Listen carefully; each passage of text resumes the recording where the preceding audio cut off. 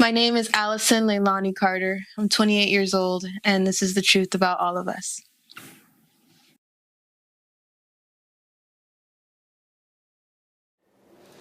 My name now is Allison Leilani Carter, but my former name was Tori Outlaw, and Tori's dead now.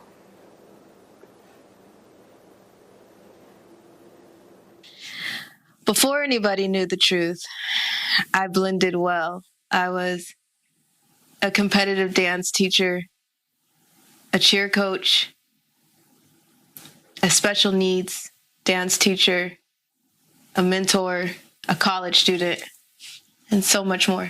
Thank you, Allie, on three. 1, 2, 3. Thank you, Allie. You're welcome. I love what I do. I teach babies from 18 months. I teach adults to dance, to have fun. Dance to me has always been a therapy and a release because it was always something evil for me. So I turned it around, and I love to watch someone just get something and ace something that they thought they never could do, or be someone they thought they never could be just for an hour. I taught special needs kids. I don't believe that a disability defines you. So to me, I just think it's an extra source of intelligence, something that people just need to have patience with. And I miss them so much. I was a cheer coach, and everyone that was in my eyesight is one of my babies. Even if they were older, they were my baby. I can't have kids myself because of everything that has happened. So everyone that walked in my classroom, even for a second, was like my child. I miss it. School was always hard. So I was this close to graduating again with my AA degree in college.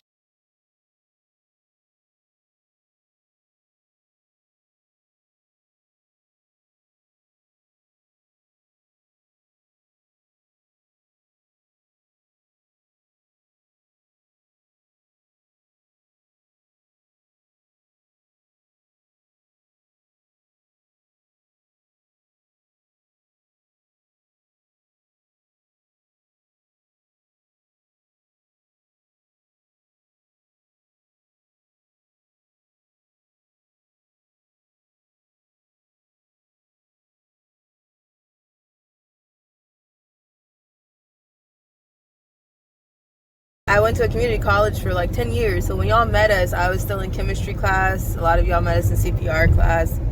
And so that's where 90s and 10s comes from, because there's 100% of the world that knows that something's wrong, but there's 90% that would rather not stick their heads back in the sand. They're actually doing the research. They're trying to figure it out. They're the ones being called conspiracy theorists, but they're the ones saving your lives.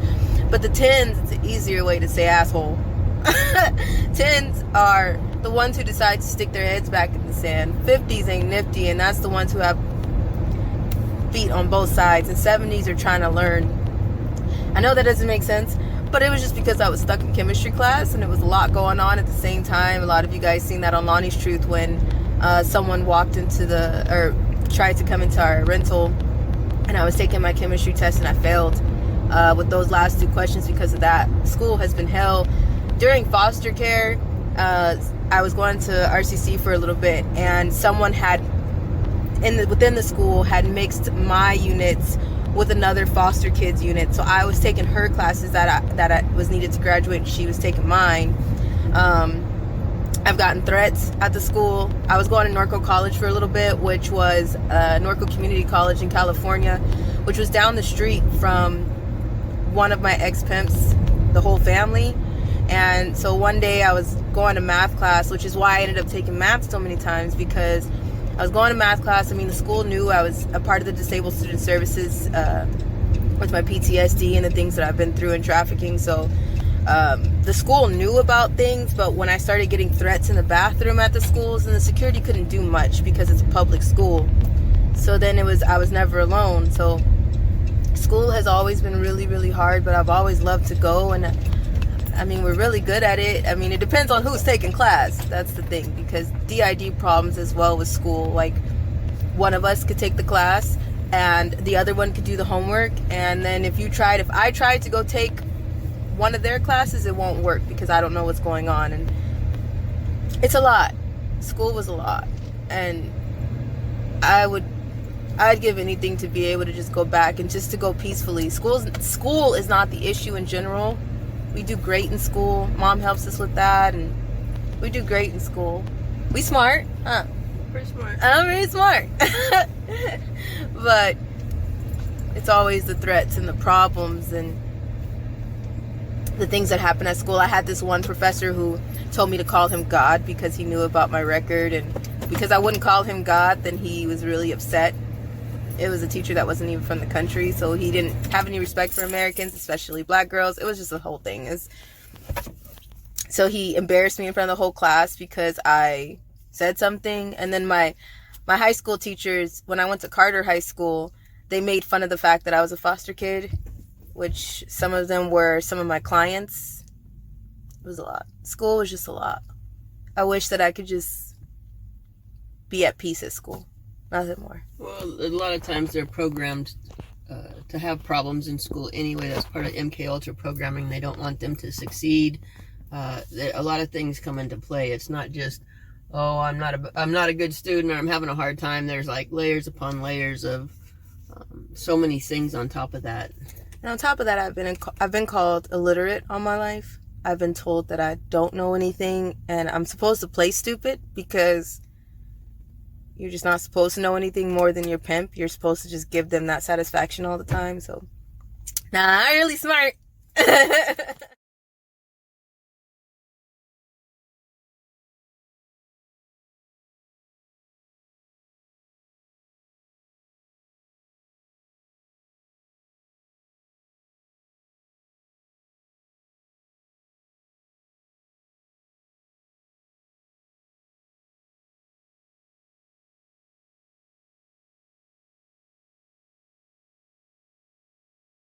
After I was adopted and after healing a little bit, I became a dance teacher. I was a dancer myself, training all over again, learning what it was like to be normal and to just go into a studio and do something because you wanted to do it, until they found me again. Hi, I'm Allie's mom, Shelly. When Allie was finally placed with me, when CPS finally relented and let her be placed with me, I was seeing a lot of things that I've never seen before. I've worked with a lot of troubled kids, a lot of kids that needed help, a lot of disabled kids, just all different kind of kids, but I never saw the behaviors that I was witnessing with Allie. She would be up all night. She was not able to sleep. She would barricade her door to her room. If somebody slammed the door too hard, if somebody dropped a book, she would jump. Her startle reflex was so exaggerated.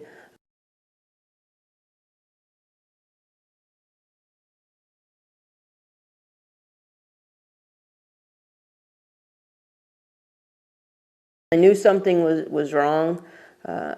I was still trying to piece things together. I knew she had been beaten. I knew there was some sexual abuse. I didn't realize the extent of all the abuse. Didn't know anything about sex trafficking at that time. Didn't know anything about MK Ultra. I did know a little bit about satanic ritual abuse, but I didn't know that was a thing in this situation, and I didn't know how that would even have fit into the situation. I knew about DID, wasn't piecing that together quite yet. I was just seeing a kid with a lot of trauma. When she finally was placed with me, and I started seeing that there was sexual abuse and that there was trauma, I thought that was my green light. I thought God brought her into my life to seek justice for her, meaning to stand with her while we brought down every pedophile that had harmed her. I thought that was what God was wanting me to do at that time. He checked me really fast. That wasn't what he wanted me to do.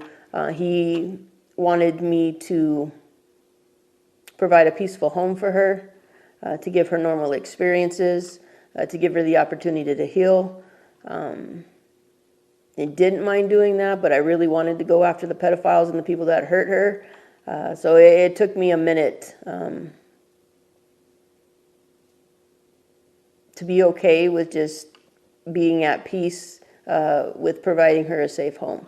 I'm like most of you guys, I'm like everybody else. We want justice. We don't like people hurting children, and we want to be part of the justice for that. But that wasn't the avenue God was going to have me go down. With my other kids and with Allie, I did my best to provide a peaceful home for them, to give them normal experiences that they never had.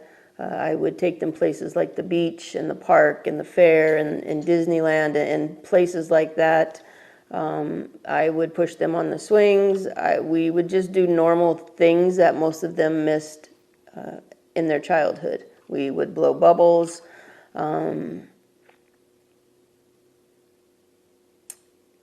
Just anything to bring normalcy, to teach normalcy, to show what it was to do normal childhood things, to show what it was to live in a peaceful situation.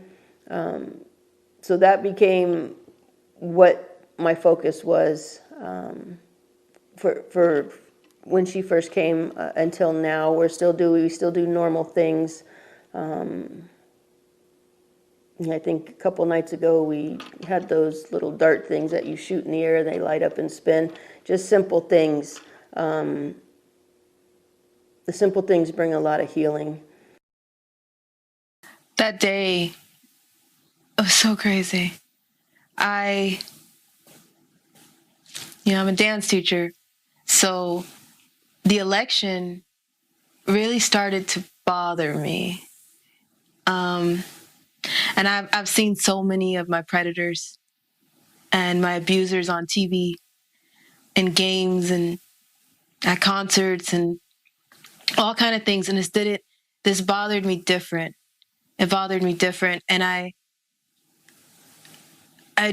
started going to trafficking marches in Los Angeles, California. I never knew they existed. I didn't know what I was doing there.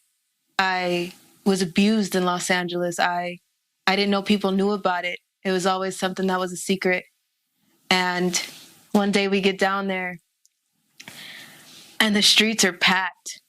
There was signs and bullhorns everywhere.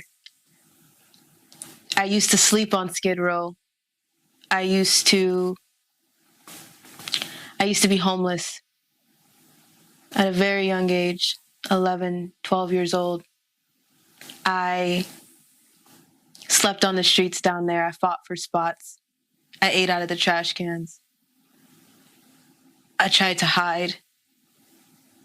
And one day I just got out of the car because this woman, when I was down there at 11, 12 years old, this lady was so nice to me. Her name was Janae. And, everybody called her the Skid Row Angel.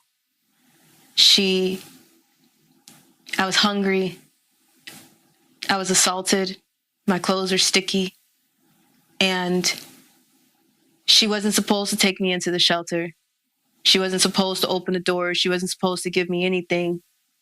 But she gave me clean sweats and snacks and these little white packets with aluminum foil on the inside. It wasn't what she gave me. It was the fact that she cared. And I would never forget those little gummy packages. So one day I wanted to go back and thank her because she cared about the kids on Skid Row. There are many thousands of kids. homeless on Skid Row. It's not just adults. And she knew where the kids were. She took care of the kids. Everybody knew that you could ask Miss Janae for something and she'd give it to you. And one day I just walked up to the shelter and I asked for her. When we went back there, someone told me she was still there. They thought they remembered her. So I went back one day to take her roses and just tell her thank you. But she wasn't there. And I felt like I was going to melt into the ground.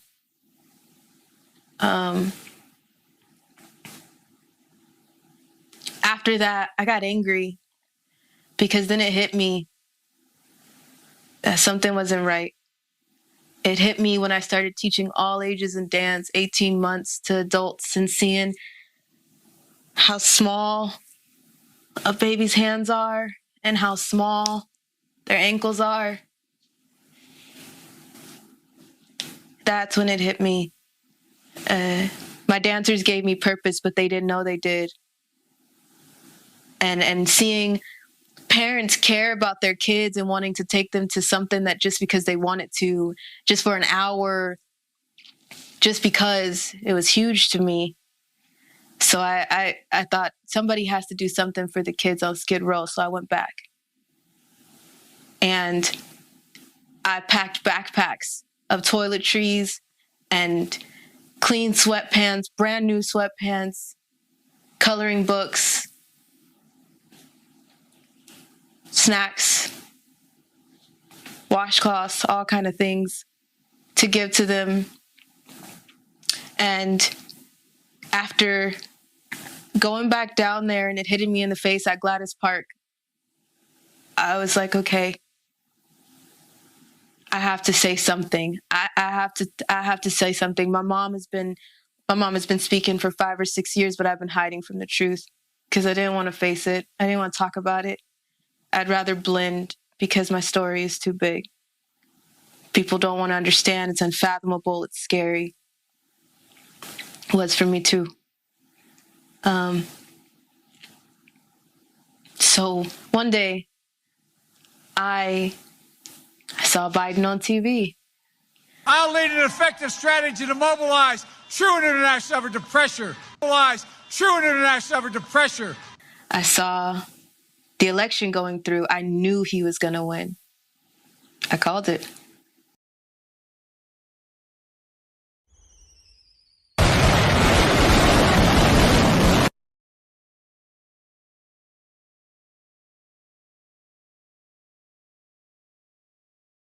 And it pissed me off.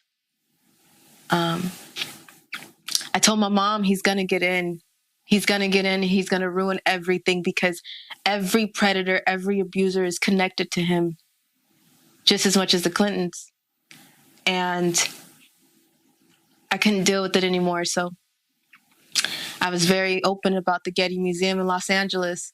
And my mom posted it. And then someone messaged me and said, you don't know that 14-year-old girl. You don't know who she is. You don't know if she's telling you the truth. I lost my shit that day. And I'd tell people it was me. If you're not new to my Instagram, you have seen me post up something about trafficking and snatch that shit down in the same second because I was too scared to say something. Now I'm just hot. That 14-year-old girl is me. You want to ask me? Anybody want to ask me? Nobody want to ask, huh? Everybody just want to judge? Nobody took a damn second to say, who's the 14-year-old girl? It's me. Yeah, a lot of ups and downs this year. But it's been a heck of a ride, to be honest. I really can't complain.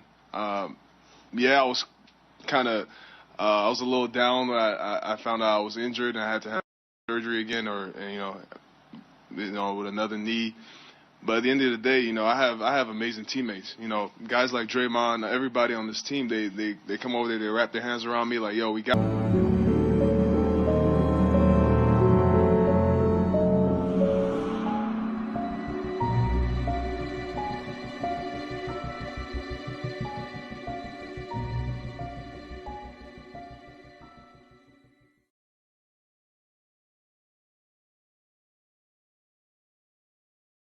I'm feeling great. I feel nervous, a little bit overwhelmed. I feel a little shaky. I don't know what's wrong with me. No, but it's good. No, it's good. You gonna get good. It's a good shit. Look great. I feel a little shaky. I don't know what's wrong with me. No, but it's good. No, it's good. You gonna. So was that the great Rick Rubin who was helping produce that with you, Marshall, when you did that?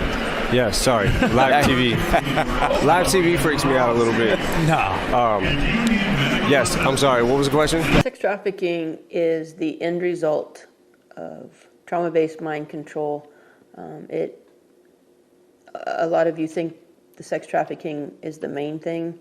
It's the end thing. It's the end result. It's what survivors were programmed for.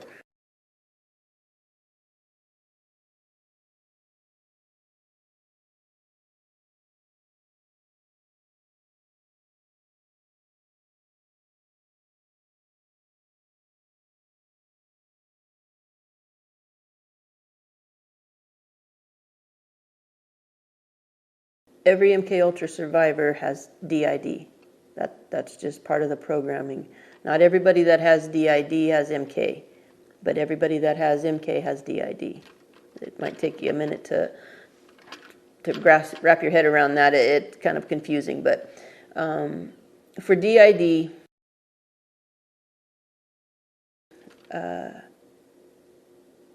DID is a safety valve, if you will, that God placed in us when something becomes too much or too unbearable.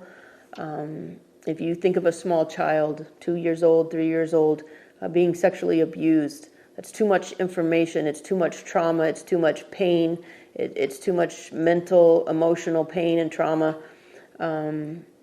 When the mind gets to the point where it can't take anymore, if any more comes into them right then, it would make them just go crazy. So God instilled in us the ability to just break off that piece, and then a new piece of the psyche will come in and take the rest of that trauma from that experience. DID is pretty common. Contrary to popular belief, people that have had any kind of a trauma can have a form of DID. If you've been in a car accident, if you've lost a loved one, the shock to the system, if it's enough that experience or that trauma just caused you to shake uncontrollably, there's probably something going on in the psyche there. Your psyche is moving to protect you. DID can be as simple as daydreaming, kind of zoning out while you're on the freeway. That's mild, to full-blown alters. So it's very common, and if you think about people that have had significant trauma, a lot of people have DID. Most of them are unaware. The MKUltra is when they kind of weaponize the DID. They've learned how to purposely cause trauma to the body, cause trauma to the child, get their heart rate up enough to where the trauma is overwhelming and they split. During that moment of splitting,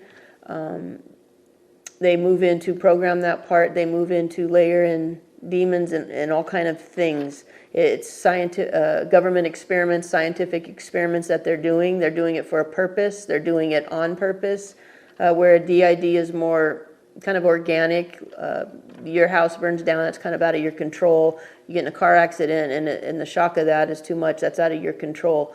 MKUltra is done deliberately by government officials, by scientists. They're doing it on purpose.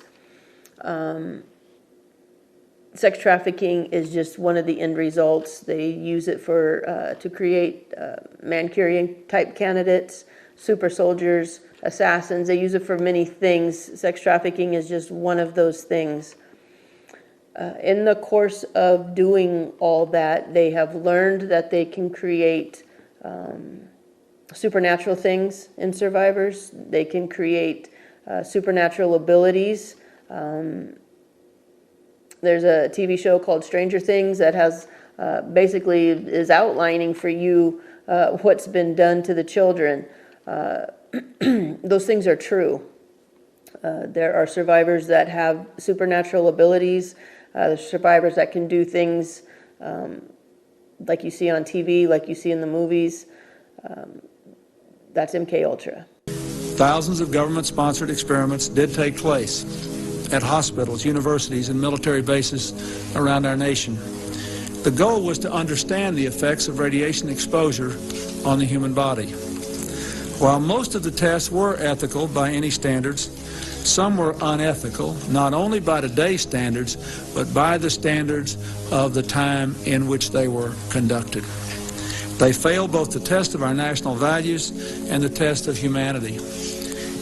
Informed consent means your doctor tells you the risk of the treatment you are about to undergo. In too many cases, informed consent was withheld. Americans were kept in the dark about the effects of what was being done to them. The deception extended beyond the test subjects themselves to encompass their families and the American people as a whole. For these experiments were kept secret, and they were shrouded not for a compelling reason of national security, but for the simple fear of embarrassment, and that was wrong. So today, on behalf of another generation of American leaders and another generation of American citizens, the United States of America offers a sincere apology to those of our citizens who were subjected to these experiments, to their families, and to their communities. When the government does wrong, we have a moral responsibility to admit it. The duty we owe to one another to tell the truth and to protect our fellow citizens from excesses like these is one we can never walk away from.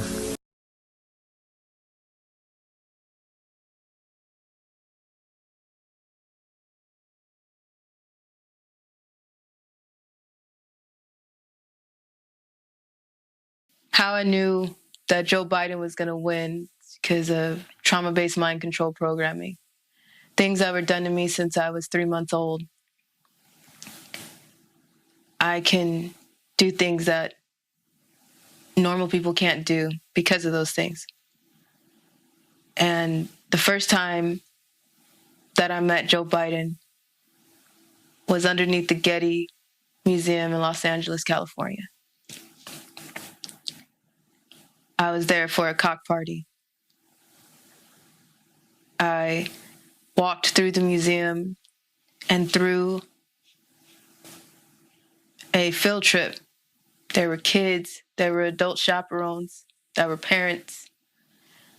And we walked through the museum, through the garden area, and employees led us to underground tunnels. We had to take an elevator and stairs. And by the time that we got there, I noticed the air started changing. It's different, it burns your nose. It makes you choke a little bit because the air is just different after a certain point.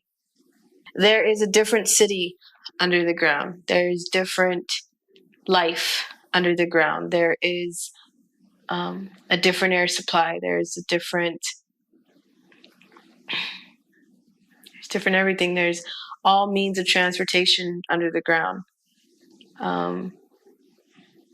Every means of transportation. There's cities underground. There's warehouses underground.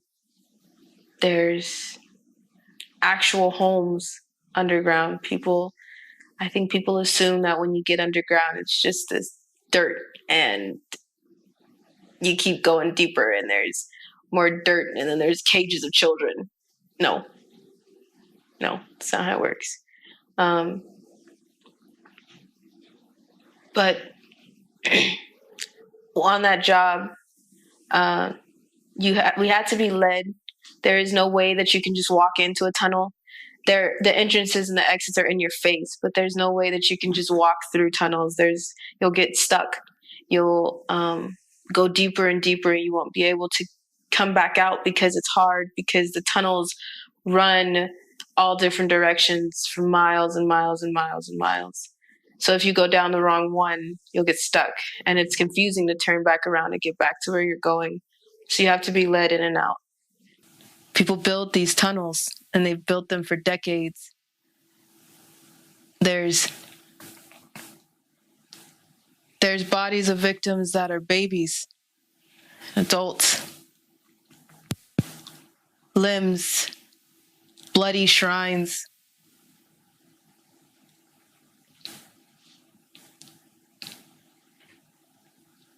There's kids down there that act like animals.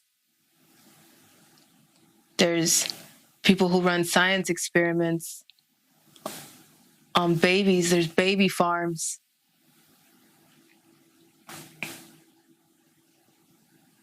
There's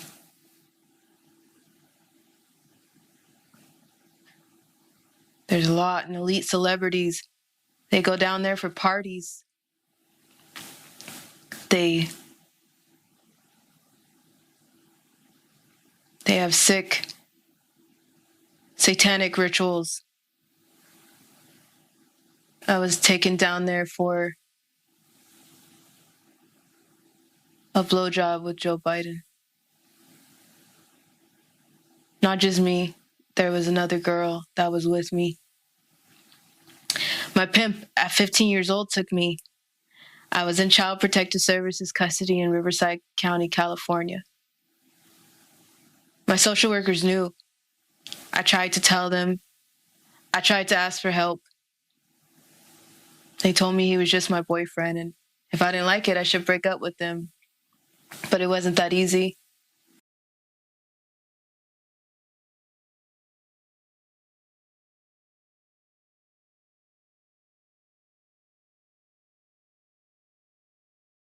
I even asked him to move me at one point because he told me that nobody would ever believe me and that if I didn't do what I was supposed to do, I'd be his wife.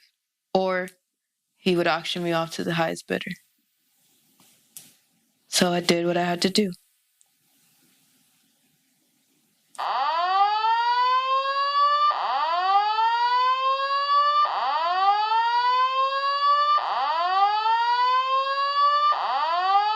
Saturday, August 13th, I just did the chat, and I'm breaking out in hives, and the pain is so bad, my hips are just getting tighter and tighter. I need to just go get in water. My teeth hurt, and my arms hurt. I feel like somebody's stabbing me. I tried to take a bath, and I've taken so many Benadryl, it's not working. This man comes to my house. And he jumps the gate. And he's scouting my freaking house. And he leaves a fake delivery note.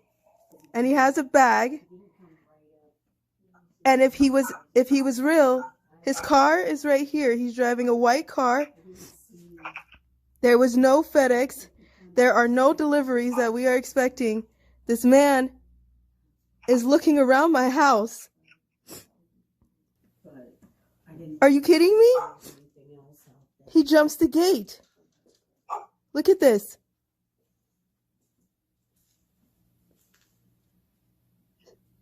You're kidding, right? I'm stepping out of my car with my hands up because I'm not sure. I'm just stepping out of my car with my hands up. My grandma's sitting here in the car. We have been pulled over once again. I have already called 911. I've just had enough of this. I've had enough. And I just want to make sure if he's pulled us over and he's tailed us for this long, with what reason is unknown, we've slowed down, we've speeded up. Dude, I was going 55 miles an hour and you were still pacing me. The speed limit is 70. Traffic violations, though. I want to make sure you're not traffic violations. Drunk, Use her blinkers. You want to walk me on the test? Well, I got to do my traffic stop first. Use her blinkers. She's, oh my goodness.